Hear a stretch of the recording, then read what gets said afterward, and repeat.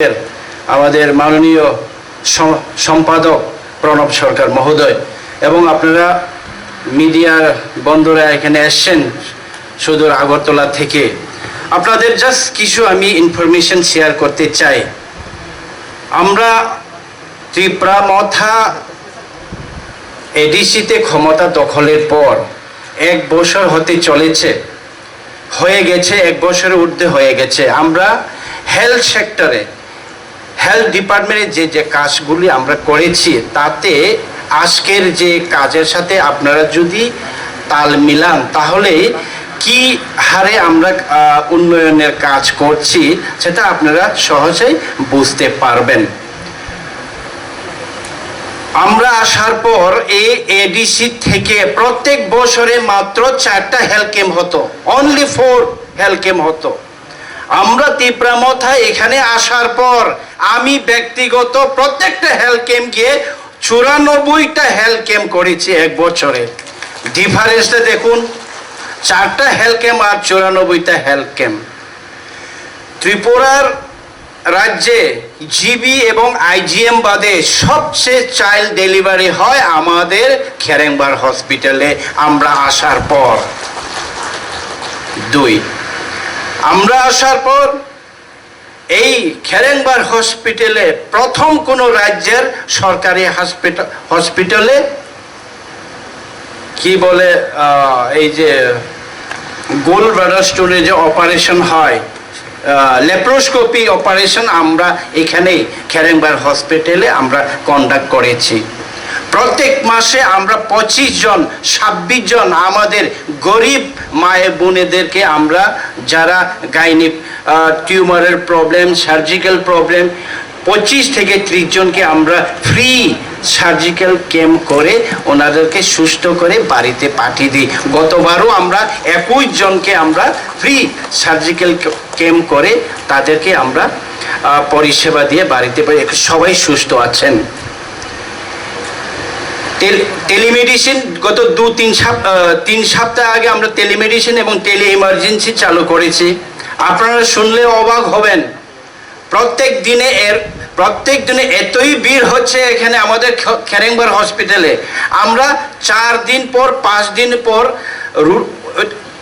Slot দিতে হচ্ছে। আমরা প্রত্যেক দিনে 20 জন 14 জন 15 জনের বেশি আমরা রোগী দেখতে পারি না, কিন্তু প্রত্যেক ডিস্ট্রিক্ট থেকে, আপনারা চিন্তা করুন, সামনো, গোবিন্দবাড়ি, থালসরা, কাঞ্চনপুর, করবুক, খোয়াই, সব জায়গা থেকে ওখানকার হসপিটাল ছেড়ে আমাদের এখানে ডাইরেক্ট চলে আসে খুমুলুঙের খেরেংবার হসপিটালে টেলিমেডিসিনে।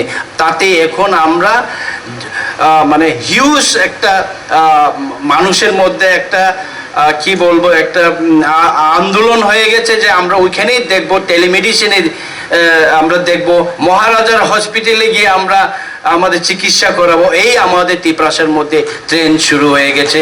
কিছুদিনের মধ্যে আমরা বেডও দিতে পারবো। আমাদের এখানে এক্সিস্টিং যেটা বেড রয়েছে অনলি 50-খানা বেড। এই বেডে আপনারা দেখতে পারবেন আমরা কিভাবে পরিষেবা।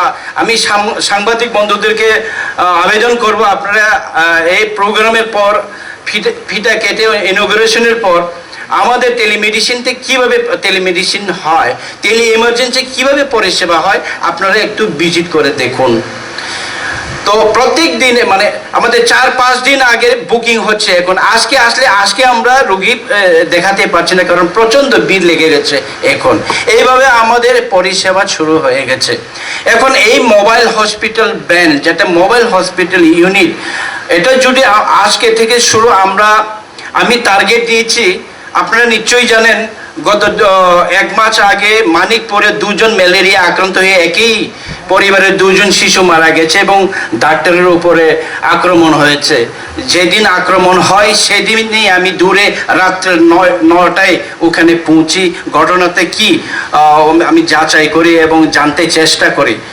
প্রত্যন্ত এলাকাতে, আপনাদের জানার জন্য বলছি, এডিসি এলাকাতে স্বাস্থ্য পরিষেবা ভালো না। এখন রাজ্য সরকারের স্বাস্থ্য পরিষেবা নাই বললেই চলে। এডিসি এলাকাতে আমাদের এডিসির আন্ডারে মাত্র শুধু খেরেংবার হসপিটাল আর তুই কর্মতে একটা হসপিটাল আছে প্রাইমারি, আরেকটা শিকারি বাড়িতে আমাদের ডিসপেন্সারির মতো ছোট্ট একটা ঘরের মধ্যে আমরা পরিষেবাও চালাতে পারছি না।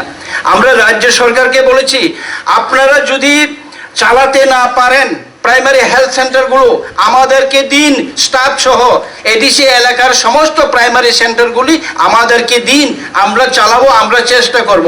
বান্দারিমা যেখানে প্রত্যন্ত এলাকা, মিজোরামের বর্ডার, ওখানে সুন্দর করে একটা এস্টাবলিশমেন্ট আছে, একটা প্রাইমারি সেন্টার বানিয়ে রেখেছে কোটি কোটি টাকা খরচ করে, কোয়ার্টার আছে, কিন্তু কোনো পরিষেবা, ওখানে কোনো ডাক্তার নেই, কোনো এখনো চালু হয়নি, বিল্ডিংগুলো এখনো অপচয়, নষ্ট হচ্ছে। উত্তর মহারানীপুর এরকম প্রচুর বিল্ডিং আছে, রাজ্য সরকার এখনো স্টাফ দিতে পারেনি, এখনো উদ্বোধন করতে পারেনি। বিভিন্ন হেলথ সাব সেন্টারে, প্রাইমারি সেন্টারে এখন রাজ্য সরকার স্টাফ দিতে পারছে না, স্টাফ নেই, নার্স নেই, প্যারামেডিক্স নেই, ডক্টরস নেই। ফলে রাজ্যে কিন্তু প্রত্যন্ত এলাকায় স্বাস্থ্য পরিষেবা কিন্তু মুখ থুবড়ে। এই জায়গাতে আমরা চেষ্টা করছি রাজ্য সরকারের সাথে, আমরা প্রাক্তন মুখ্যমন্ত্রীর সাথেও আমরা 2-3 বার আমরা দেখা করেছি এবং বলেছি, আমি মহারাজের সাথে গিয়ে আমি ডাইরেক্টলি ওনাকেও বলেছি যে এই প্রাইমারি সেন্টারগুলি আমাদের হাতে দিন, আমরা চেষ্টা করব চালাতে। তো হ্যাঁ, রাজ্য সরকার আমাদেরকে 30 কোটি টাকাও দিয়েছে, যেটা আমরা খেরেঙ্গার হসপিটালকে এখন 50 বেড যেটা আছে ওইটাকে আমরা 150 বেড, 150 বেড আমরা তৈরি করব। অলরেডি ডিপিআর কমপ্লিট, সমস্ত কমপ্লিট হয়ে গেছে, জাস্ট আমরা টেন্ডার ফ্লোরিংয়ের জন্য অপেক্ষা করছি। বাই ইলেকশনের এখন নির্গন্ত হয়ে গেছে, আপনারা জানেন কোড অফ কন্ডাক্টের জন্য আমাদের এটা থেমে গেছে। আর যা আমাদের এখানে দরকার, এরই সাথে আজকে ঘোষণা হয়ে গেল ব্লাড ব্যাংক হবে এখানে, ড্রাগ রিহ্যাব সেন্টার হবে কিছুদিনের মধ্যে, 2-3 মাসের মধ্যেই আমরা ড্রাগ রিহ্যাব সেন্টারও শুরু করব। ব্লাড ব্যাংক তো হবেই। ইভেন প্রত্যেক মাসে আমরা যে সার্জিক্যাল ক্যাম্প হচ্ছে এখানে গ্রামের মায়েরা, বোনেরা, আমাদের এখানে এখন 100 জন লিস্ট পড়ে গেছে। আগামী এই মাসে আমরা 21 জন বা 20 জনকে আমরা অপারেশন করব, কিন্তু আমাদের কাছে লিস্ট এসে পৌঁছেছে 100-এর বেশি। কিন্তু আমরা প্রত্যেক মাসে 20 জন করে টার্গেট দিয়েছিলাম, কিন্তু ছোট্ট একটা 50 শয্যা একটা বেডে আমাদের সংকীর্ণ একটা পরিষেবা, একটা অবস্থাতে আমাদের ফান্ড নেই, আমাদের বাজেট নেই, আমাদের টাকা নেই, আমাদের লোক নেই, তবু আমরা চেষ্টা করছি হেলথ যেন 1 নম্বরে, মহারাজা 1 নম্বর যেহেতু হেলথকে করেছে, এই হেলথকে কিভাবে মানুষের সেবাতে, মানুষের স্বাস্থ্য পরিষেবাকে কিভাবে ওয়ার্ল্ড ক্লাস অ্যাপোলোর সাথে কাঁধে কাঁধ মিলে, পায়ে পা মিলিয়ে আমরা হেঁটে যেন রাজ্যবাসীকে ওয়ার্ল্ড ক্লাস একটা হেলথ ফেসিলিটি দিতে পারি, ওইটাই চেষ্টা করছি। আপনাদের সহযোগিতা দরকার, সবার সহযোগিতা দরকার, তাহলে আর বেশি দূর নয়, আমাদের এই এডিসি এলাকাতেও আমাদের মায়েদের, বোনেদের, সমস্ত আমাদের জনগণদের আমরা স্বাস্থ্য পরিষেবাকে আরও দোরগোড়ায় পৌঁছে দিতে পারবো। এই আশা আকাঙ্ক্ষা রেখে সবাইকে নমস্কার এবং খুলুমখা।